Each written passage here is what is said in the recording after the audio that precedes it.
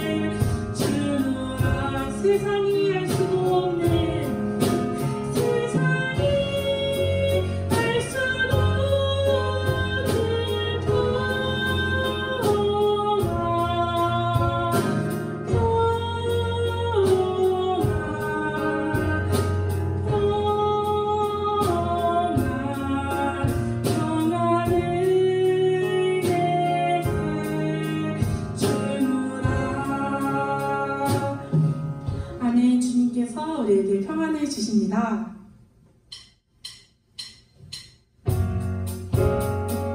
이 시간 우리의 마음속에 모든 근심을 내려두고 주님 앞에 함께 나아가며 주님의 그 크신 사랑하심에 감사하는 마음을 담아 다 같이 박수 치시면서 찬양 드리시겠습니다. 마음속에 근심 있는 사람, 마음속에 근심 있는 사람, 주 예수 앞에 가리오라. 슬픈 마음이 있을 때라도 주 예수께 아뢰라.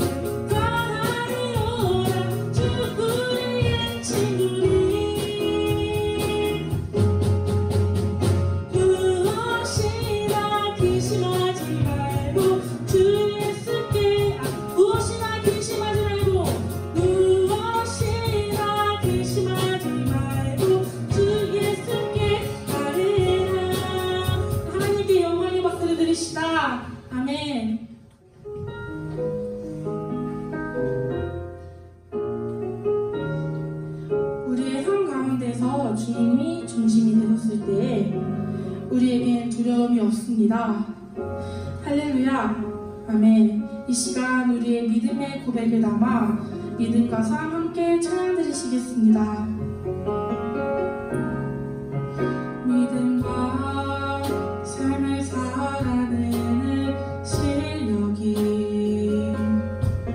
너무나 다른 내 모습을 볼 때에 이 모습도 주가 사랑하실까 자신 없는 내 모습 그저 주님 앞에 있네 나 같은 자도 사랑하여 주시고 한 번도 나를 떠나지 않으셨네 아픔 속에 주를 찾게 여긴 나 부짓지 않으시고 내 손 잡아주시네 오직 주님 안에 두려움 없네 고난을 통해 날 만드심을 믿네 주님만이 내 모든 것 되시네 주의 강한 손 날 붙드시네 오직 주님 안에 소망이 있네 내 삶을 통해 영광 받으시네 주님만이 내 모든 것 되시네 주의 선하심 나 노래하네 나 같은 자도 사랑하여 주시고 나 같은 자도 사랑하여 주시고 한 번도 나를 떠나지 않으셨네 아픔 속에 주를 찾게 여긴 날 부짓지 않으시고 내 손 잡아주시네 오직 주님 안에 두려움 없네 고난을 통해 날 만드시네 믿네 주님만이 내 모든 것 되시네 주의 강한 손 날 붙드시네 오직 주님 안에 오직 주님 안에 소망이 있네 내 삶을 통해 영광 받으시네 주님만이 내 모든 것 되시네 주의 선하심 나 노래하네 우리 이 시간 함께 기도드리시겠습니다. 나 같은 자도 사랑하여 주셔서 나를 떠나지 않고 언제나 함께 해주시는 주님 감사드립니다. 이 세상에 그 무엇도 아닌 오직 주님만이 내 모든 것 되십니다. 언제나 예배드리는 이 시간을 온전히 주님께 드리는 우리가 되길 소망합니다. 이 시간 말씀을 전해주시는 김요한 목사님에게 주님의 은혜를 부어주시고 듣는 우리가 한 귀로 듣고 한 귀로 흘리는 말씀이 아닌 묵상하며 다가오는 한 주 동안 마음에 새기며 지내는 우리가 될 수 있게 해주세요. 주님 감사드립니다. 예수님의 이름으로 기도드립니다. 아멘.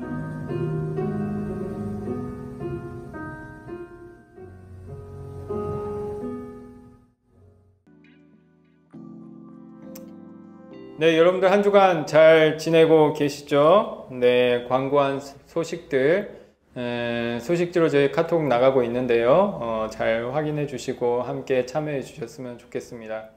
특별히 앞으로 2주간 성평등 교육이 진행될 텐데요. 신앙생활이나 개인의 내면의 성장에 있어서 가장 중요한 게 뭐냐면 내가 인식하지 못하는 것을 인식해 나가는 것입니다. 내가 불편하게 생각하지 않았던 것이 누군가에게는 불편했었구나. 내가 쉽게 생각했던 것이 누군가에게는 큰 어려움이었었구나 라는 것을 생각하는 것, 고민해 보는 것, 그 자체가 나의 내면을 성장시키고 또한 사회와 교회를 성장시키는 중요한 원동력이 된다고 다들 합니다. 그래서 그러한 교육을 꼭 필요하다고 하고요. 그래서 요즘에는 일반 회사에서도 혹은 사회 어떤 학교에서도 어떠한 모임이든지 간에 이런 교육을 장려합니다. 교회에서도 마찬가지고요. 그래서 저도 그러한 교육을 소식을 들어서 여러분들과 함께 나누려고 합니다. 여러분들 함께 참여하셔서 나와 이웃을 돌아보는 또 하나님의 뜻을 돌아보는 좋은 시간 되었으면 좋겠습니다. 더불어 온라인으로 저희들 예배를 드리고 있는데요. 예전에 이야기했던 대로 온라인으로 예배 드린다는 것 참 어색하고 어려운 일입니다.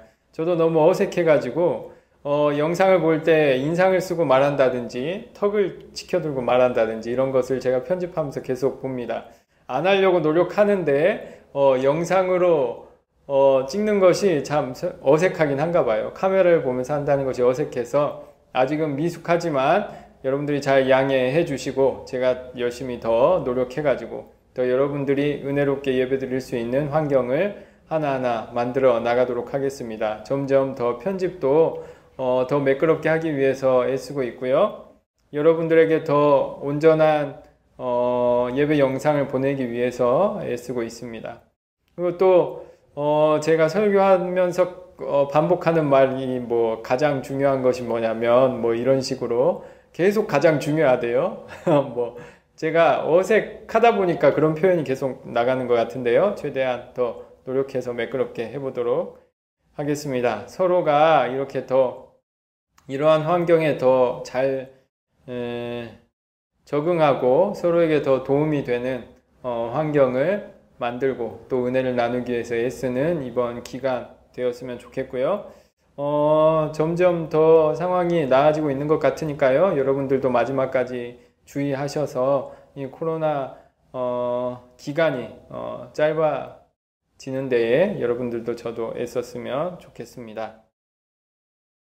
네, 오늘 말씀 요한복음 14장 25절에서 31절까지의 말씀입니다. 네, 오늘 말씀은 요한복음 14장 25절에서 31절까지의 말씀입니다.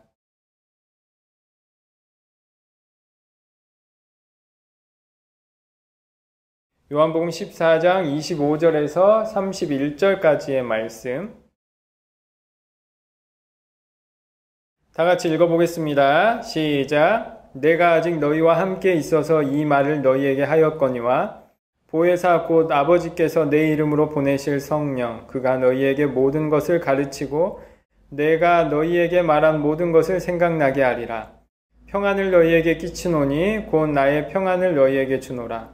내가 너희에게 주는 것은 세상이 주는 것과 같지 아니하니라.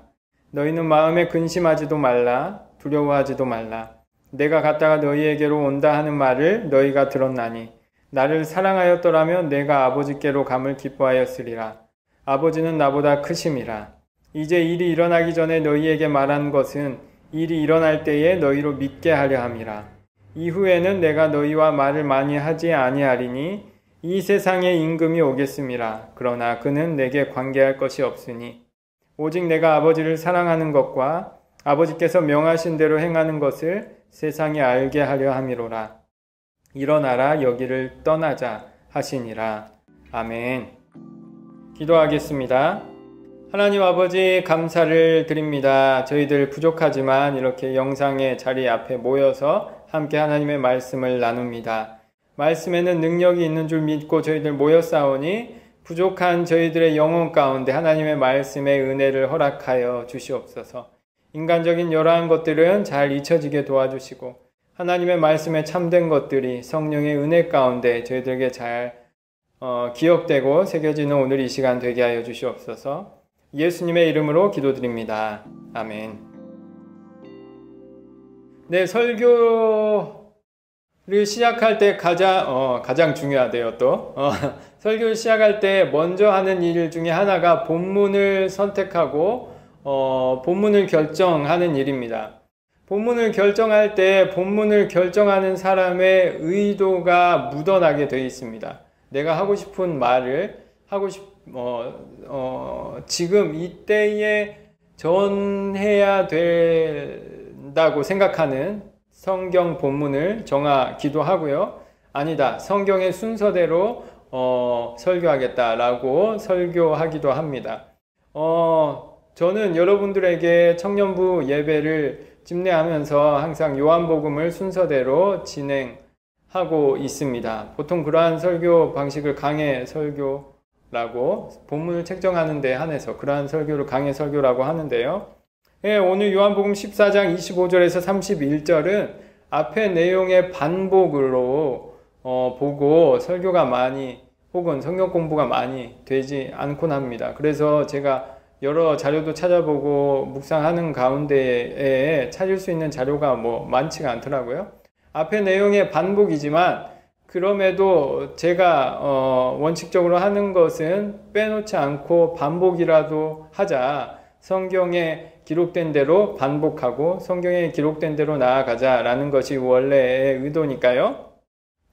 오늘 본문이 저번 주일에 성경 본문의 반복이자 강조다라는 전제 하에서 오늘 본문을 다 같이 읽어봤으면, 이해해봤으면 좋겠습니다. 오늘 본문도 5단 구성으로 이해할 수 있습니다. 첫 번째는 21절입니다. 21절까지 가서 31절까지 하면은 5단 구성으로 할 수 있고요. 성경 본문을 보더라도 그렇게 짜여 있다는 것을 제가 볼 때는 확인할 수 있어서 21절부터 31절까지의 구절로 되어 있고요. 오늘 본문은 25절부터인데요. 21절부터 24절까지 포함해야 전체 구조를 볼 수 있어서 21절부터 봅니다. 21절에 기록되어 있습니다. 읽어보겠습니다. 시작. 나의 계명을 지키는 자라야 나를 사랑하는 자니 나를 사랑하는 자는 내 아버지께 사랑을 받을 것이요 나도 그를 사랑하여 그에게 나를 나타내리라. 아멘. 여기서 반복하고 있는 게 뭐죠? 지난주에 설교했던 것처럼, 함께 읽었던 것처럼 계명을 지키는 것이 사랑하는 것이고, 그렇게 예수님을 사랑하는 것이 아버지를 사랑하는 것이다 라고 이렇게 연결시키고 있습니다. 계명 지킴과 사랑을 연결시키고 있고, 아들을 사랑하는 것과 아버지를 사랑하는 것을 연결시키는 것이 예수님의 메시지입니다. 21절이죠. 31절이 연결되는 것을 볼 수 있습니다. 31절 읽어주시죠. 시작. 오직 내가 아버지를 사랑하는 것과 아버지께서 명하신 대로 행하는 것을 세상이 알게 하려 함이로라. 일어나라 여기를 떠나자 하시니라. 아멘.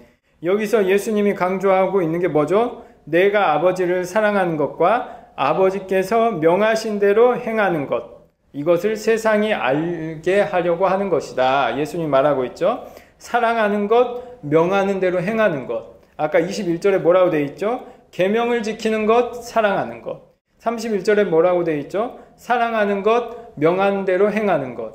계명 지킴과 사랑과 명한 대로 행하는 것. 이 내용이 구조적으로 반복되고 있는 거죠. 그래서 21절과 31절을 함께 읽으면 이 전체 구조를 파악할 수 있는 겁니다. 두 번째 문단이 어디냐? 22절에서 24절까지의 말씀입니다. 22절에서 24절 읽어주시죠. 시작. 가룟옷이 아닌 유다가 이르되 주여 어찌하여 자기를 우리에게는 나타내시고 세상에는 아니하려 하시나이까.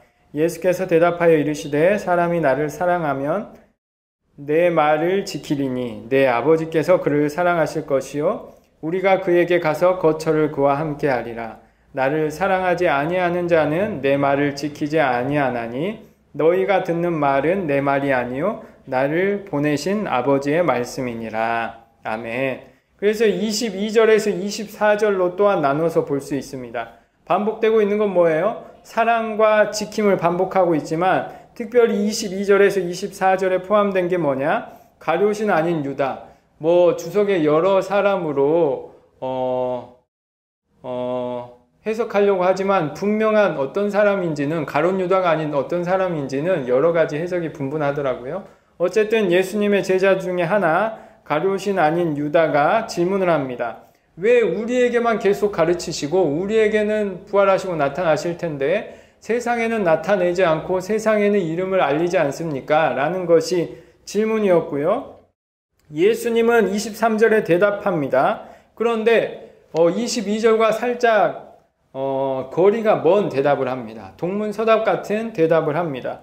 왜 세상에는 아니 나타내십니까? 했는데 예수님께서 대답하기를 사람이 나를 사랑하면 내 말을 지킨다. 21절의 내용을 반복하고 있죠. 그리고 내 말은 그저 내 말이 아니라 아버지의 말씀이다. 아버지와 나의 관계를 강조하는 것으로 대답하고 있습니다.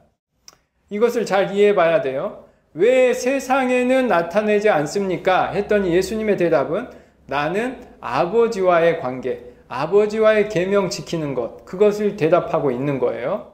이 동문서답, 예수님의 요한복음의 질문과 대답법을 보면 질문이 어떠하든지 간에 그 질문에 관계된 예수님이 대답을 할 걸 아니에요?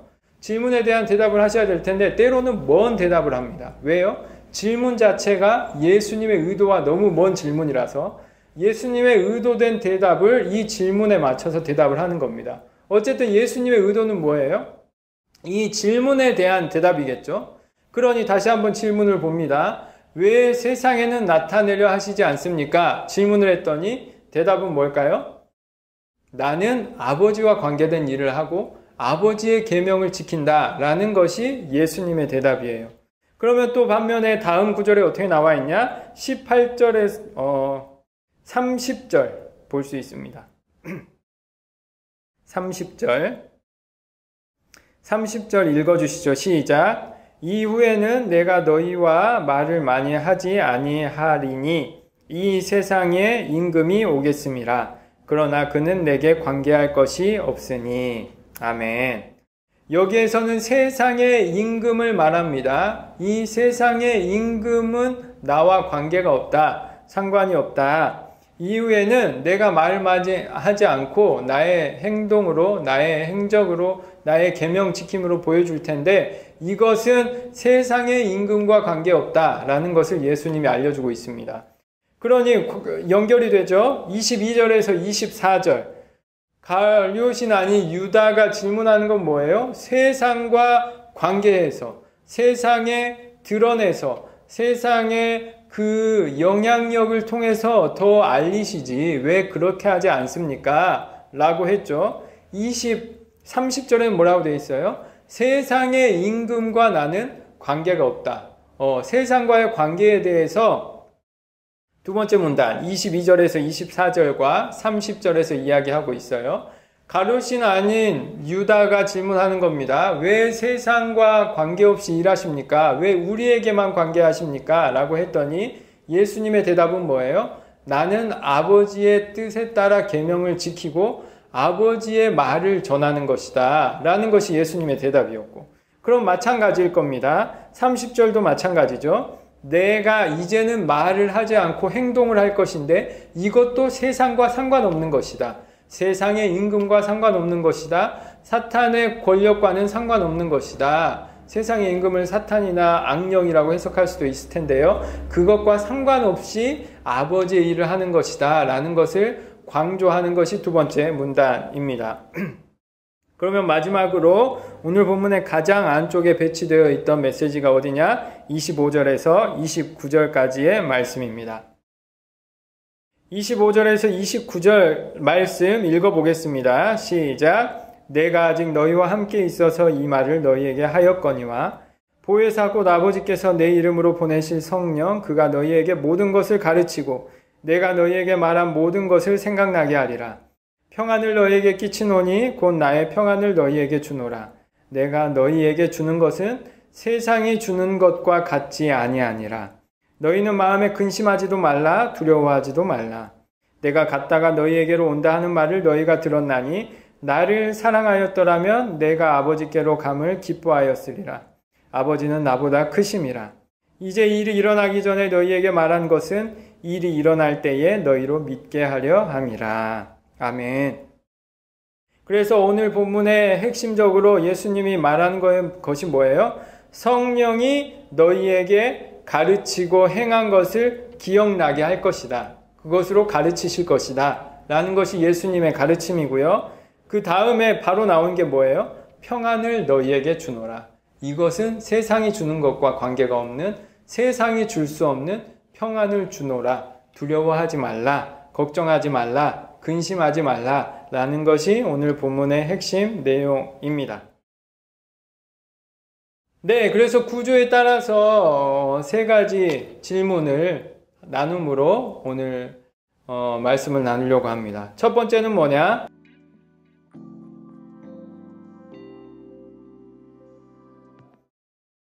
우리 제자들에게 인상 쓰지 않고 설교해야 되는데요. 제자들에게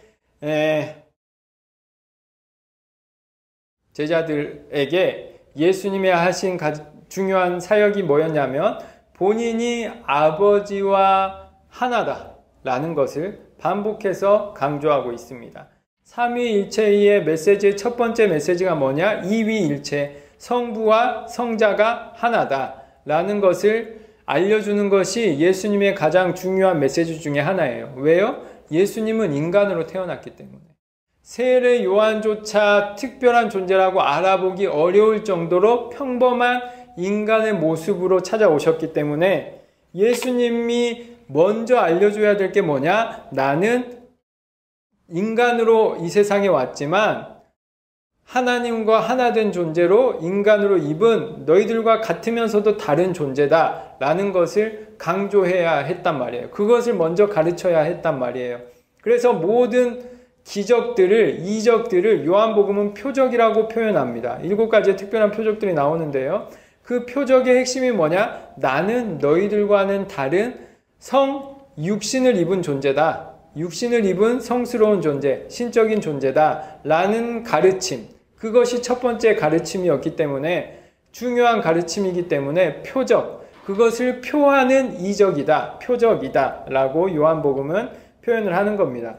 그러면 말하죠. 예수님이 하나님의 아들이심을 어떻게 믿을 수 있느냐? 이 전 본문에서도 보았던 것처럼 예수님이 말하죠. 나의 말을 믿어라. 나를 보고 믿어라. 하지만 내 말로 가르침으로 믿을 수 없다면 내가 행한 일로 나를 믿어라 라는 것이죠. 그래서 예수님이 본인의 예수님됨, 본인의 하나님의 아들됨을 드러내기 위해서 가르침의 방식이 뭐였냐? 모범을 보이신 겁니다. 모범이 뭐예요? 본인이 직접 보여주고 행하는 거예요. 우리는 누군가를 신뢰한다고 할 때 그 사람의 신뢰의 기준이 뭘까요? 많은 경우에 그 사람의 유명세, 얼마나 유명한가, 얼마나 많은 사람이 동조했는가, 여기에 신뢰의 근거를 두기가 쉽습니다. 그래서 요즘에 물건을 팔 때 댓글 마케팅이 되게 중요해요. 그래서 수많은 사람들의 사용 후기를 댓글로 남겨주면 포인트를 주거나 상품을 줍니다. 왜요? 그것이 그 정도로 영향력이 있는 거예요. 수많은 사람들이 그것을 샀으면 그것은 좋은 거겠다 라는 그 사람들의 신뢰를 불러들이는 마케팅 기법이라는 거예요. 그래서 우리는 쉽게 생각합니다. 많은 사람이 신뢰하면 나도 신뢰해도 되겠다. 오늘 가롯이 아닌 유다가 질문하잖아요. 왜 세상에 말하지 않습니까? 세상에 수많은 사람을 설득하면 예수님은 더 많은 사람들에게 영향력을 끼칠 수 있을 거예요. 왜냐? 사람들은 그것으로 신뢰하기 쉬우니까요. 그리고 사람들은 뭘로 신뢰하느냐? 외모로 신뢰합니다. 카페에 들어갔어요.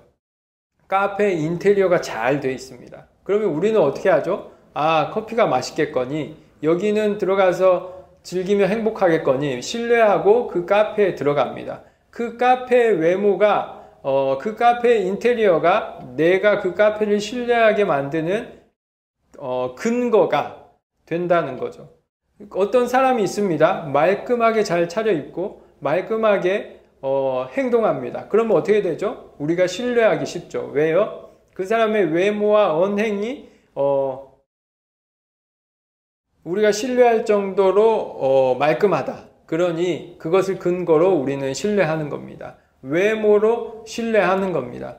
그래서 우리는 수많은 사람들의 소식이나 그 사람의 외모를 가지고 신뢰하기가 쉽습니다. 예수님은 그러한 방법을 쓰지 않으셔요. 유명해지지 않으려고 하셔요. 유명해진 곳에서 피해버리셔요. 오늘 본문에서도 보세요. 세상에 나타내려 하지 않습니까? 했더니 예수님은 세상에 나타내려고 하려는 의지 자체가 보이질 않아요. 여러분들이 어떤 장사를 하거나 어떤 세상에서 밥벌이를 할 때에 중요한 도구가 뭐예요? 알려지는 거예요. 수많은 사람에게 알려지면 돈도 많이 벌 수 있거든요. 그래서 알려지기 위해서 애씁니다. 하지만 예수님은 본문에서도 마찬가지로 알려지려고 애쓰시질 않아요. 두 번째로, 외모를 말끔하게 하고 더 멋지게 하고 다니면 좋을 텐데 예수님은 그러한 일에 많은 신경을 쓰지 않으셨어요. 세례 요한조차도 몰라볼 정도로 수많은 사람들이 외모를 가지고는 예수님을 신뢰할 만한 근거가 없었다고 성경에 찾아볼 수가 없습니다. 외모를 가지고 혹은 그 사람의 말끔한 모습, 깔끔한 모습을 가지고 반짝이는 모습을 가지고 예수님을 따랐다라는 본문 자체가 찾아볼 수 없습니다. 예수님은 그러한 일에 큰 신경을 쓰지 않으셨거든요. 그러면 예수님은 뭐에 신경을 쓰셨냐? 오늘 본문에 따르면 직접 그것을 보여주는 데에 애쓰셨어요. 예수님이 가장 열심으로 신경 쓰신 교육 방법이 뭐냐? 직접 보여주는 거예요. 21절에 보세요. 나의 계명을 지키는 자라야 나를 사랑하는 자니. 31절에 오직 내가 아버지를 사랑하는 것과 아버지께서 명하신 대로 행하는 것. 예수님께서 강조하는 건 뭐예요? 내가 이렇게 말하는 것이 진리고 그래서 나도 직접 이것을 한다. 이것이 예수님의 가르침의 핵심인 겁니다. 리더가 된다는 것 있잖아요. 리더십에 대해서 여러 가지 말이 있겠지만 세상에 영향력을 끼치는 선한 리더가 된다는 것의 기본은 뭐예요? 직접 그것을 하는 것이에요. 다른 사람에게 사랑하자, 배려하자, 열심히 일하자. 그것보다 더 중요한 건 뭐예요? 내가 그것을 직접 보여주고 행하는 거예요. 그래서 훌륭한 리더, 훌륭한 프론티어가 되기가 어려운 거예요. 왜요? 직접 하는 게 어렵거든요. 리더는 방향을 제시하는 사람이에요. 방향을 제시하기 위해서 수많은 내용들을 연구하고 고민하고 방향을 결정하고 선택해야 돼요. 그게 쉬울까요? 어려울까요? 엄청 어려운 일이에요. 방향을 전환한다는 것. 수많은 사람들의 밥벌이와 삶을 책임지기 위해서 방향을 설정하는 것. 그거 되게 어려운 일이거든요. 그런데 그 어려운 일을 하면서도 내가 말하는 그 일까지 같이 하는 것. 되게 어려운 일이에요. 설교를 준비하는 것 제대로 하려면 어렵습니다. 여러분들도 누군가 앞에서 뭔가 이야기를 할 때 그 말의 메시지를 튼실하게 채우기 위해서 어쨌든 가짜 뉴스나 혹은 본인의 의도가 섞이지 않고 최대한 정결하고 선한 설교를 한다는 것이 어렵습니다. 이런저런 자료도 살펴봐야 되고 고민도 해야 되고 묵상도 해야 되고 여러 가지를 해야 됩니다. 그것들을 다 하면서 여러분들의 마음도 살피면서 여러분들과 회의도 하면서 직접 일도 하면서 하는 것이 쉽지는 않습니다. 그래서 많은 리더들의 선택은 뭐예요? 내가 설교를 준비할 거니 너는 너희들의 일을 해라. 이것이 분리되는 것. 이게 훨씬 쉬운 일이에요. 하지만 훌륭한 리더들은 절대 이것을 분리해서 내버려 두지 않고 직접 모든 것을 가까이 두고 그 사람들이 실제로 어떠한 어려움을 겪는지 고민을 가지고 있는지 최대한 가까이 가려고 애씁니다. 그리고 실제로 본인이 직접 해보려고 애를 씁니다. 그것이 훌륭한 리더의 저는 태도라고 생각합니다. 그래서 청년 여러분들이 청소할 때에도 최대한 저도 참석하고, 청년 여러분들이 뭔가 문서를 만들 때에도 최대한 참석하고, 여러분들이 뭔가를 할 때 최대한 같이 해보려고 애를 씁니다. 물론 제가 여러분들의 마음에 합당하게 할 수 있는 건 아니지만 어쨌든 그러한 노력을 하는 것이고요.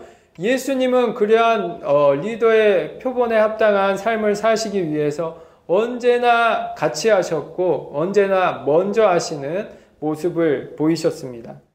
가정교육을 할 때에도 마찬가지예요. 제가 딸에게 책을 읽어라 하고 제가 TV를 보고 있으면 아이에게 어떤 마음이 들까요? 부모님은 TV 보면서 왜 나는 책 봐야 되나 하지 않을까요? 부모님은 하루에 8시간 이상, 10시간 이상 노동을 하고 집에 오시잖아요. 그러면서 자녀를 만날 텐데 그 자녀에게 책을 읽고 사유하고 생각하고 혹은 가족들과 대화하는 시간들을 보내기 위해서는 부모에게는 2배의 노력이 필요해요. 열심히 일하고 와서 피곤한데 또한 자녀 앞에서 책을 보여주는 모습을 보여주고 자녀와 함께 대화하고 자녀가 하는 일에 관심을 보이는 또 다른 노력이 필요해요. 하지만 그 노력을 했을 때 어떻게 돼요? 자녀는 그 모범된 모습을 보고 그것을 따르게 된다는 겁니다. 이 모범이 된다는 것, 이것이 사랑과 신뢰의 핵심이라는 겁니다. 그래서 예수님은 그러한 신앙의 모범을 보이셨고 우리에게도 나타내고 계시는 겁니다. 제자들은 그 모범에 따라서 신앙생활을 했고요. 그 제자들에게 바라는 겁니다. 내가 했던 것처럼 너희들도 하라. 교회의 가르침의 핵심은 뭐예요? 예수님이 했던 것처럼 교회가 한다. 그리고 교회가 세상에 알려주는 게 뭐예요? 교회가 하는 것처럼 세상도 하자라는 것이 교회의 사실 전도와 복음의 핵심인 겁니다. 그래서 예수님의 오늘의 언행을 따라서 우리들도 마찬가지로 세상에 그러한 모범이 되기 위해서 애써야 하고 그러한 모범이 되는 사람이 누구인지를 분간하고 분별하고 따르는 우리들이 되어야 한다는 겁니다. 바라기는 여러분들의 신앙적인 언행 그것들을 돌아보시면서 세상의 모범이 될 수 있는 신앙인으로 성장해 나가는 여러분들 되었으면 좋겠습니다. 두 번째입니다.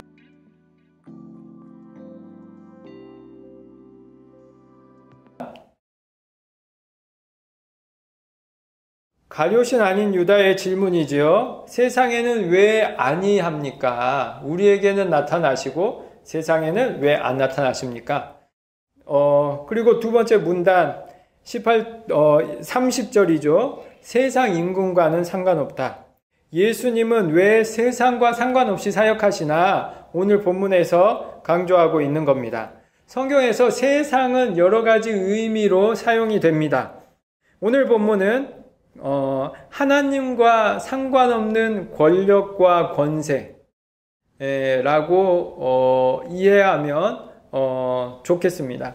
하나님과 상관없는, 하나님의 뜻과 관계없는 권력과 권세. 이것들을 예수님께서는 도구로 사용하지 않으셨다는 것을 강조하고 있습니다. 23절, 24절. 예수님께서 대답하는 거죠. 왜 세상에는 아니 나타나시고 이름을 널리 알리지 않습니까? 예수님께서 대답하여 이르시되 사람이 나를 사랑하면 내 말을 지키리니 내 아버지께서 그를 사랑하실 것이요 우리가 그에게 가서 거처를 그와 함께하리라. 나를 사랑하지 아니하는 자는 내 말을 지키지 아니하나니 너희가 듣는 말은 내 말이 아니요 나를 보내신 아버지의 말씀이니라. 동문서답 같은 말씀을 하시면서 예수님이 강조하는 건 뭐냐? 나는 아버지와 같은 말을 하고 아버지가 원하는 일을 행한다 이거예요. 이 일을 할 때에 세상의 도움이 필요가 있다 없다? 세상의 도움이 필요가 없다. 세상에 이름을 알리기 위할 필요가 없다 라는 것이 23절 24절 예수님의 가르침이고요. 마찬가지로 30절에서 말씀하십니다. 이후에는 너희가 내 말을 많이 하지 아니하리니 내가 너희와 말을 많이 하지 아니하리니 이 세상의 임금이 오겠음이라. 그러나 그는 내게 관계할 것이 없으니 예수님은 세상의 임금과 상관없이 아버지의 일을 한다라는 거예요. 세상의 임금과 상관없이 세상의 임금에 반하려고 하거나 세상의 임금에 따르려고 하는 것과 상관없이 아버지의 일을 한다. 우리가 하나님의 일을 할 때에 중요한 게 뭐냐? 어느 정도 세상과 관계하며 살아갈 거냐? 신학적으로 중요한 주제가 뭐냐면 교회와 국가의 관계예요. 그래서 국가와 교회의 관계에 대해서 수많은 신학자들, 목회자들이 고민하곤 합니다. 타협해야 한다. 국가와 교회는 타협해야 한다. 왜냐? 국가의 도움을 받으면 교회는 훨씬 더 많은 사람에게 전도할 수 있기 때문에. 국가는 교회와 불화해야 한다. 왜냐? 국가는 언제나 하나님의 뜻과 상관없이 행하기 때문에. 국가와 교회는 상관이 없어야 한다. 왜냐? 국가와 교회가 상관이 있어질수록 교회는 국가의 목소리에 귀 기울일 수밖에 없다.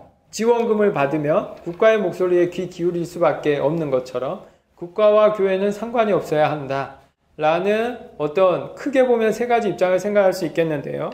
오늘 예수님이 말씀하시는 건 뭐냐? 예수님의 죽음과 부활에 있어서 세상의 권력의 도움이나 세상의 전쟁과는 상관없이 세상의 하나님과의 불화와는 상관없이 예수님은 아버지의 일을 하는 것이다 라는 것을 본문에서는 강조하고 있고요. 우리 또한 본문을 통해서 고민해 봐야 되는 겁니다. 교회는, 신앙인은 세상과 어떤 관계를 맺어야 하느냐. 제가 성경을 볼 때 여러분들에게 자주 언급하는 것이 성경의 인물과 나 혹은 예수님과 나를 얼마나 동일시하고 차이를 둘 것이냐, 이것을 잘 분별하면서 읽어야 된다. 저는 그렇게 성경을 읽습니다. 예수님은 하나님의 아들이시잖아요. 예수님은 그 말이 아버지의 말이에요. 그럼 어떻게 돼요? 하나라는 뜻이에요. 하나일 때는 다른 사람의 도움이 필요가 없어요. 그럼 우리의 말은 하나님과 하나일까요? 아닐까요? 아니에요. 우리는 때로 성경을 읽고도 오해를 해요. 그러면 우리는 누군가의 도움이 필요가 있어요? 없어요? 필요가 있어요. 예수님은 그러한 도움이 필요 없는 존재, 이름 알리는 그러한 도구가 필요 없는 온전한 존재로 우리가 믿어야 되고요. 우리가 앞으로 해야 될 일은 뭐냐? 세상과 어떻게 때로는 불화하고 때로는 평화하면서 예수님의 길을 만들어 나갈 것이냐라는 것이 우리의 신앙적인 목표라고 할 수 있어요. 세상과 대화하고 세상과 타협하면서 세상을 어떻게 예수님 쪽으로 끌고 오느냐, 이것이 우리가 할 일이에요. 그것을 선도했던 예수님의 할 일은 뭐예요? 세상과 상관없는 세상을 살리시는 하나님의 뜻, 오해 없는 하나님의 말과 일치된 예수님은 세상에 도움 없이 하나님의 일을 하지만, 오해할 수 있는 부족한 우리들은 세상의 도움 속에서 세상과 함께 하나님의 나라를 만들어 나가야 된다는 거예요.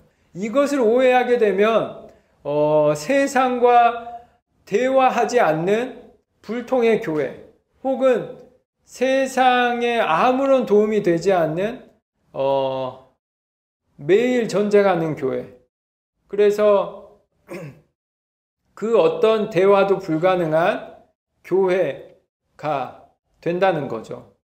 그래서 성경을 읽을 때 예수님과 우리를 구별해서 읽는 것이 중요한 태도입니다.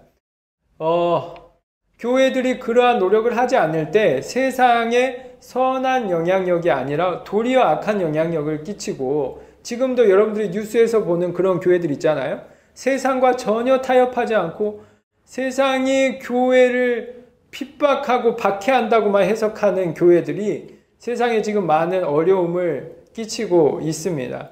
저는 그것과는 다른 태도인데요. 뭐냐? 예수님은 완전하신 존재로 불완전한 인간으로 태어나셨지만 하나님의 말과 동일한 말을 하는 온전한 존재로 우리에게 가는 빛으로 우리에게 찾아오셨으면 우리는 그 빛 대신 예수님을 쫓아 세상과 함께 그 길을 해나가야 된다는 것, 그것이 오늘 본문을 이해하는 저의 묵상이었습니다. 여러분들도 고민해 보셨으면 좋겠어요. 교회와 국가는 어떻게 가야 되냐? 정말 교회와 정치는 어떻게 해야 되냐? 저는 교회와 정치는 뗄래야 뗄 수 없는 관계라고 생각합니다. 왜요? 교회가 정치에 영향력을 끼쳐서 정치가 선한 정치가 되도록 애를 써야 되는 거예요. 그래서 구약 성경에서도 보세요. 왕과 백성과 하나님의 관계에 대해서 끊임없이 말하잖아요. 왕이 잘못됐을 때 그 왕을 옳은 길로 인도하려는 수많은 예언자들이 등장하고 사람들이 나타나는 것처럼 세상이 하나님 무서운 줄을 모르고 세상의 권력자들의 편만 들어줄 때 그 정치와 권력과 그 재판들이 선하게 운용될 수 있도록 하나님의 메시지를 끊임없이 전하는 것이 교회여야 된다는 거예요. 그렇기 때문에 때로 그들이 옳은 말을 전할 때 그들의 편을 들어줘야 되고 그들이 악한 말을 할 때 그들과 불화하면서 세상을 더욱 하나님의 뜻에 합당한 곳으로 이끌어 가야 된다는 겁니다. 그래서 그러한 교회의 어떠한 스탠스를 어떻게 위치를 세워나가야 하는가, 그것들을 함께 고민해 가면서 교회를 일구어 나가야 한다는 것이 저의 생각입니다. 여러분들도 거기에 대해서 고민해보고 정치에 대해서 사회에 대해서 고민해보고 하나님이 기뻐하시는 신앙인의 삶을 살아내셨으면 좋겠습니다. 세 번째입니다.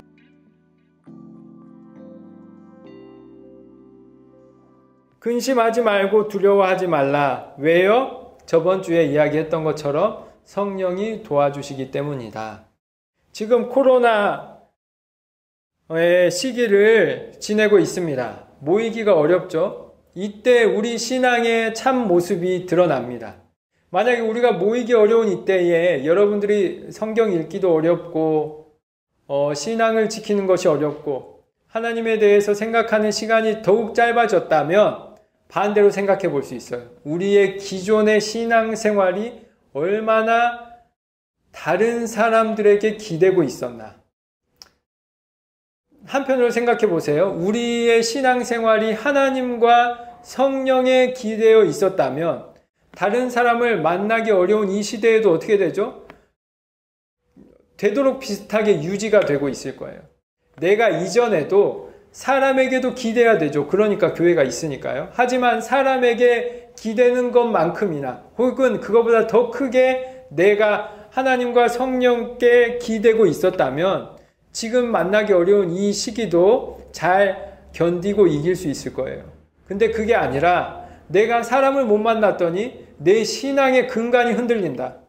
내가 사람들을 못 만나고 공동 예배를 못 드렸더니 내 신앙의 근간이 흔들리고 신앙의 일상적인 태도가 다 무너졌다 라고 하면 이것은 반증하고 있는 겁니다. 내가 사람들을 얼마나 의지하고 있었나. 오늘 예수님께서 알려주고 있는 거예요. 근심하고 두려워하지 말아야 될 그 힘의 에너지의 신앙적인 근거가 어디에 있느냐? 성령님께 있다. 우리가 성령님께 도움을 받고 있었다면 우리가 사람을 만나기 어려운, 신앙의 동료를 만나기 어려운 이 시기도 잘 이겨나갈 수 있다는 거예요. 제자들에게 말하는 거예요. 내가 앞으로 너희들을 만나지 못할 텐데 괜찮다. 왜요? 성령이 도와주신다. 우리가 코로나 시대로 인해서 옆 사람을 만나지 못해요. 괜찮다. 왜요? 성령이 함께 해주시면 괜찮다는 거예요. 여러분들이 특별히 이 코로나 시대에 다시 한번 신앙을 돌아보는 중요한 계기가 될 겁니다. 내가 얼마나 사람들에게 의지하고 있었나? 내가 얼마나 이 공동체에 의지하고 있었나? 저는 국가적으로 방역국에서 교회의 모임을 반대하는 것을 교회의 탄압이라고 생각하지 않습니다. 왜냐? 교회가 그 정도로 가깝기 때문에 이 세상에 어렵고 외로운 사람들, 고통받는 사람들과 그 정도로 가까웠기 때문에 다른 종교보다 훨씬 더 감염의 위험이 높다. 그렇기 때문에 이것은 교회가 얼마나 우리 사회에 중요한 영향력을 끼쳤냐는 의미로 반증이 되는 겁니다. 그렇기 때문에 특별히 더 교회에 요구하는 거예요. 이렇게 위험한 때는 조금 조심하자. 특별히 우리 사람들과 가까운 교회에서 조심해 달라고 요청해 주는 것이고, 우리는 이것이 좋은 의도로 받아들여야 돼요. 그 정도로 사회에 중요한 역할을 해왔었다 라고 이해하고 더 조심해 주는 것, 이것이 사회의 중요한 모범이 된다고 저는 믿습니다. 그래서 박해가 아니라 오히려 이것은 저는 칭찬이라고 이해하고 더 조심해야 되는 것이 교회의 태도라고 생각합니다. 그래서 우리가 이때에, 이렇게 모이기 어려운 이때에, 옆 사람과 만나기 어려운 이때에 어떻게 해야 되느냐? 어려운 이때에 도리어 더 성령님께 귀 기울이자. 만나기 어려운 이때에 도리어 더 성령님께 귀 기울이자. 나의 신앙의 근간을 다시 한번 돌아보고, 옆 사람을 통해서 신앙의 힘을 얻겠지만 또한 우리의 신앙의 중요한 핵심이 하나님, 특별히 성령님께 있음을 기억하면서 내 신앙의 뿌리가 다시 한번 성령님께로 뿌리 내릴 수 있는 계기가 되도록 이 기간에 더욱 노력해야겠다라는 것이 우리의 신앙의 노력이 돼야 된다. 특별히 이 코로나 시기 동안의 노력이 돼야 된다라고 저는 생각합니다. 여러분들, 개신교, 종교개혁자들의 중요한 핵심이 뭐였는 줄 아세요? 성경을 스스로 읽는 거예요. 여러분들 교회 다니면서 여러분들에게 여러 가지로 설교가 되고 교육이 되겠지만 우리가 왜 개신교가 됐느냐를 저는 반복해서 말합니다. 왜 개신교가 됐어요? 스스로 읽고 각자가 하나님을 나의 하나님으로 만나게 하기 위해서입니다. 그래서 교황의 하나님 혹은 신부 주교들의 하나님이 아니라 나의 하나님을 만나야 된다. 그래서 세상의 선과 악을 분별하는 오롯이 하나님 앞에 서 있는 성인으로서의 신앙인, 아이로서 누가 해석해주는, 누가 설교해주는 말에만 의지해서 저 사람이 저렇게 말하면 나도 그냥 쫓아가는, 저 사람이 다른 말을 하더라도 그저 쫓아가는 사람이 아니라 하나님, 참 하나님을 내가 직접 믿고 내가 직접 읽고 내가 분별해서 살아가는 성인으로서의 신앙인, 어른으로서의 신앙인, 그러한 신앙인으로서의 신앙의 모습을 살아가기 위해서 구교, 카톨릭에서 우리가 나온 거거든요. 이 코로나 시대에 여러분들이 특별히 그것을 훈련했으면 좋겠습니다.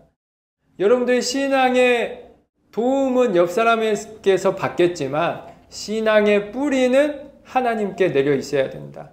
성령님께 내려 있어야 된다. 그리고 여러분들이 매일 보는 예수님의 말씀 대신 그 말씀에 뿌리 내려 있어야 된다. 그래야지 참 신앙인으로 여러분들이 분별하며 옳은 일, 진리의 일 가운데, 빛 가운데에 살아갈 수 있다라는 것이 오늘 본문의 말씀입니다. 그래서 두려워하지 말고 근심하지 말고 성령의 도우심으로 말씀 가운데 살아가라 라는 것이 예수님의 말씀이셨습니다. 그러한 삶 가운데 평안, 세상이 주는 평안이 아니라 하나님의 평안을 누리며 살아갈 수 있을 줄 믿습니다. 그러한 한 주를 살아내시는 여러분들이 되었으면 좋겠습니다. 기도하겠습니다. 하나님 아버지 감사를 드립니다. 저희들이 일주일 동안 열심히 살고 또 어려운 가운데지만 화면 앞에 모여 저희들이 말씀을 나눕니다. 바라옵기는 특별히 이렇게 어려운 시대에 더 열심히 신앙의 습관을 들이고 말씀을 가까이 하여서 바라옵기는 우리들의 신앙의 뿌리가 옆 사람의 도움이 아니라 성령님께 하나님의 말씀 가운데 뿌리 내려 더 든든한 신앙인으로 자라가는 저희들 되게 하여 주시옵소서. 세상이 주는 평안에 의지하지 아니하고 바라옵기는 주님께서 주시는 평안에 의지하여 그 평안을 구하며 평안을 맛보며 살아가는 저희들 되게 하여 주시옵소서. 그러한 신앙을 고백하는 청년들을 위해서 축복의 기도를 나눕니다. 지금은 우리 주 예수 그리스도의 은혜와 아버지 하나님의 극진하신 사랑과 성령의 교통하심이 예수님이 허락하신 그 평안을 구하며 살아가는 우리 청년들에게 이제로부터 영원토록 함께 계시기를 간절히 축원하옵나이다. 아멘.